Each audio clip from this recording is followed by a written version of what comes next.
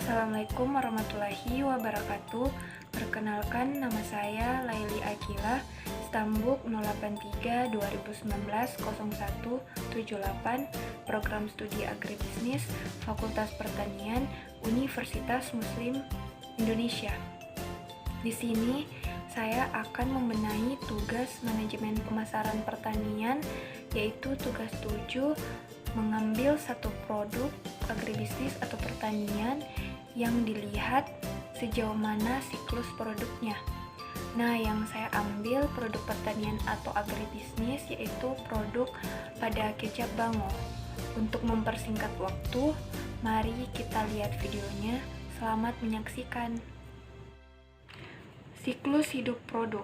Siklus hidup produk ada 4. Yang pertama, perkenalan. Yang kedua, pertumbuhan. Yang ketiga, kedewasaan atau kematangan. Yang keempat, penurunan.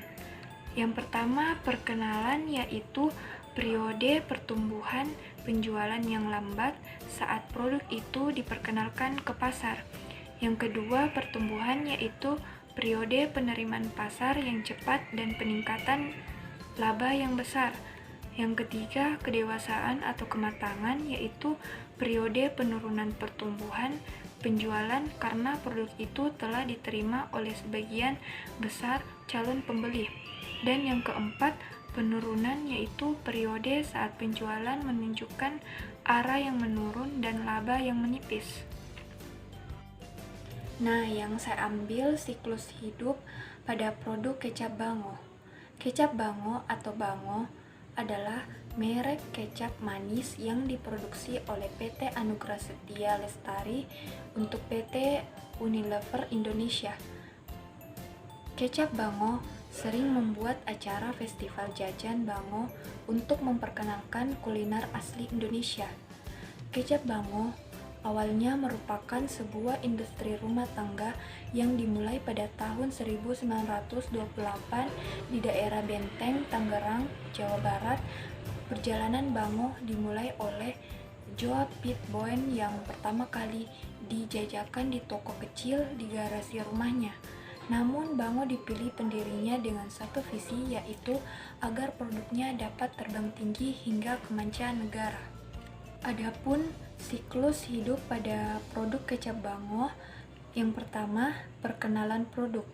Pada tahun awal berdirinya kecap bango, persaingan masih sedikit dan pesaingnya masih sedikit. Varian yang disajikan oleh perusahaan kecap bango masih relatif sedikit dan tidak bervariasi.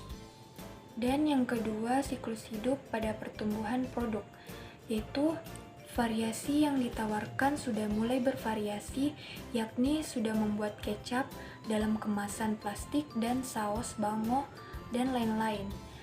Penjualan yang ditawarkan sudah mulai merambah ke beberapa daerah di Indonesia dan juga sudah bekerjasama dengan PT Unilever untuk mendapatkan laba yang sangat besar. Yang ketiga, pada siklus hidup kematangan produk, yaitu perusahaan bango yang dikembangkan telah menjadi sebuah perseroan terbatas dan cangkupannya sudah lumayan besar. Pada tahun 2007, perusahaan bango membeli saham terbesar dalam perusahaan Indah, yakni sebesar 75% saham, dan kemudian wewenang sebagian besar berada dalam genggaman PT Damai Pertama. Kemudian yang terakhir, siklus hidup penurunan. Langkah awal setelah akuisisi, PT Unilever mengubah tampilan merek, logo, dan kemasan bango. Dulu mereknya kecap bango. Pada 1 Februari 2008, mereknya resmi menjadi bango.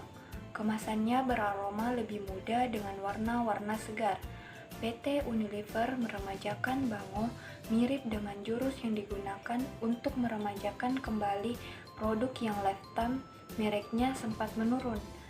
Kemasan boleh berubah, pemilik memang berganti, tapi ada satu yang tetap dijaga, yaitu rasa.